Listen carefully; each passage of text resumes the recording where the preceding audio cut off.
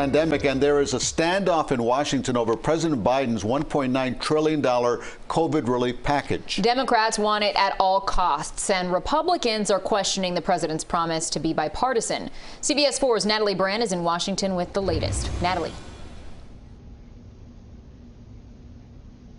And Lauren Elliott, President Biden said the cost of inaction is high, and he wants Congress to move as quickly as possible on this. He stressed that message today during a meeting with the Treasury Secretary, and then again while briefly speaking to reporters before he left the White House for a trip to Walter Reed Military Medical Center to tour a vaccination site there.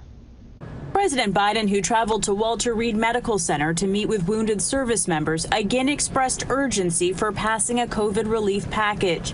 Senate Democrats want to move ahead with the $1.9 trillion relief package he's proposed as early as next week, even if that means using a procedural tactic that would require only a simple majority vote. Support passing COVID relief through budget reconciliation. I support passing COVID relief with support from Republicans if we can get it, but the COVID relief has to pass. There's no ifs, ands, or buts. New Treasury Secretary Janet Yellen argues it's necessary to get the economy back on track. The benefits of acting now and acting big will far outweigh the costs in the long run. But Republican lawmakers, including moderates, question the price tag. Utah's Senator Mitt Romney adds, "I think if the president is serious about working on a bipartisan basis, it would be an immediate blow to that philosophy if on their first major piece of legislation they worked on an entirely partisan basis." As the administration promises to increase vaccine supply to states starting next week, the head of CDC says there should be enough vaccine by the end of summer to vaccinate everyone over the age of 16.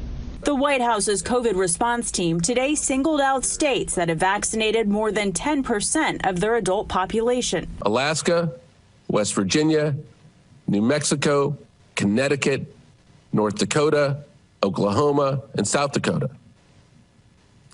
Well done. FEMA says it has staff on the ground in 9 states to help at vaccination centers. The agency has asked the Pentagon for help launching and running up to 100 federal sites nationwide.